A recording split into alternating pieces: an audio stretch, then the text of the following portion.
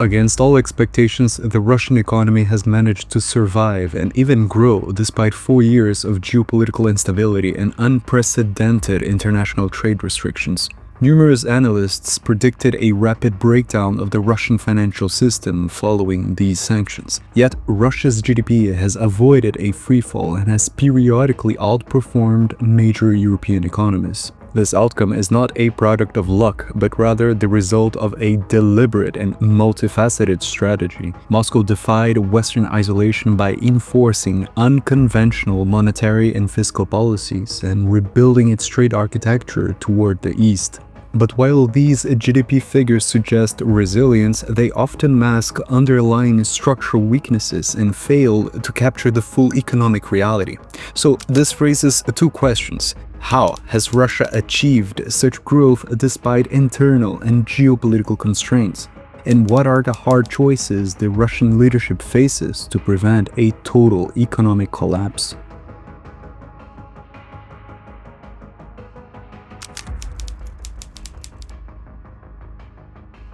A primary driver of this unexpected growth is a policy often labeled as military Keynesianism, mirroring traditional Keynesian economics but focusing specifically on the defense industry to drive up demand. By 2024, defense spending in Russia climbed to over 7% of the GDP, effectively doubling the level seen before 2022. This heavy injection of state capital into the military served as a strong stimulus. After all, government spending is a direct component used to calculate a nation's gross domestic product. Nevertheless, this expansion comes with specific complications.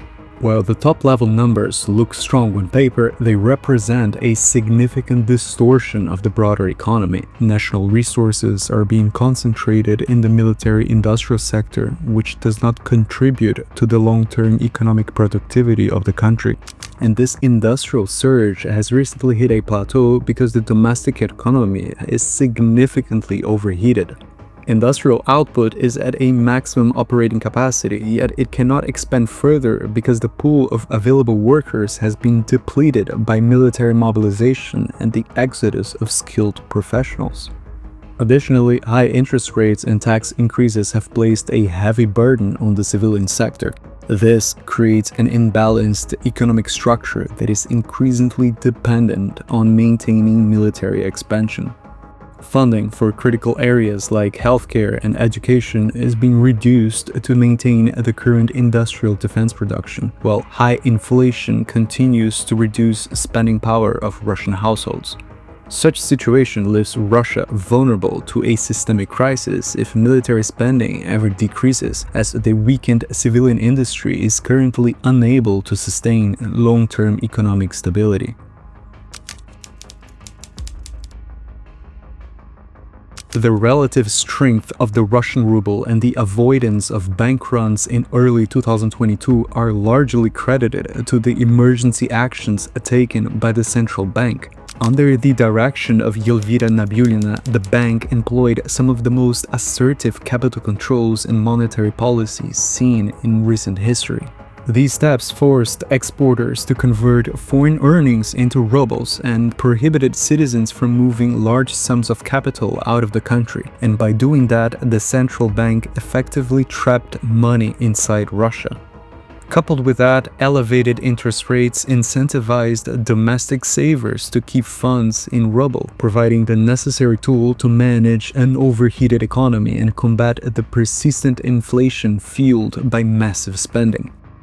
But while this environment of expensive borrowing helped to stabilize the exchange rate, it created a deep fracture in the domestic market. On one side, defense firms with ties to the Russian state continue to expand through access to subsidized loans. On the other, the private sector struggles with high interest rates that make the cost of borrowing and business expansion unbearable. So, this growing divide between state-backed industry and private enterprise marks a fundamental shift in how the nation generates wealth. International sanctions also helped the Russian ruble in a way that seems contradictory through what is known as the trade surplus paradox. When imports from the West fell sharply while energy exports remained steady, the resulting trade surplus provided a temporary lift to the Russian currency. After all, in economic terms, GDP increases when a country exports more than it imports. Before 2022, the European Union was Russia's primary trade partner, and that relationship has been almost entirely replaced by an alliance with China, Russia, and other BRICS members. China, in particular, has become a vital economic lifeline, now providing more than half of all Russian imports and purchasing over a third of Russian exports. And this change is evident in major Russian cities, where Chinese brands have largely replaced Western technologies and automotive companies. This pivot toward the East has also moved the de-dollarization trade from a mere concept to a new everyday practice.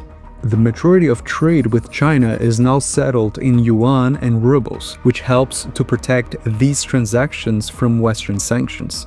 And the rapid pace at which the Russian financial system shifted away from the US dollar has caught many global observers by surprise. But make no mistake, this change involves major strategic and geopolitical trade-offs. Russia has essentially exchanged its previous reliance on European markets for a new and perhaps more imbalanced dependence on Beijing. And the geopolitical consequences are visible. We have already published a previous report on how China is gradually replacing Russian influence in Central Asia, a region of strategic importance to both Moscow and Beijing. Make sure to check out the report in the description below. So without the Europeans, Russia's energy resources are often sold at heavy discounts to Asian buyers who recognize the limited options available to Moscow. India has emerged as a critical player by functioning as a primary buyer of Russian oil, and by refining Russian crude and exporting the finished products back to international markets. New Delhi's policy of strategic autonomy effectively allows Russian energy to re-enter Western markets under a different label. And these intricate trade shifts now show that Russia has built a workaround economy that functions outside of Western rules. The Russian government and central bank technocrats have shown high competence in managing crises, but the long-term health of the Russian economy depends on addressing critical internal issues. Primary among these are a persistent shortage of workers, a looming demographic crisis, and the growing gap between military and civilian production. The current economic stability stems from highly effective emergency interventions that provide a blueprint for other nations looking to bypass possible Western financial sanctions. Nevertheless, this model may not be sustainable if the conflict continues to consume financial and human capital at the current pace.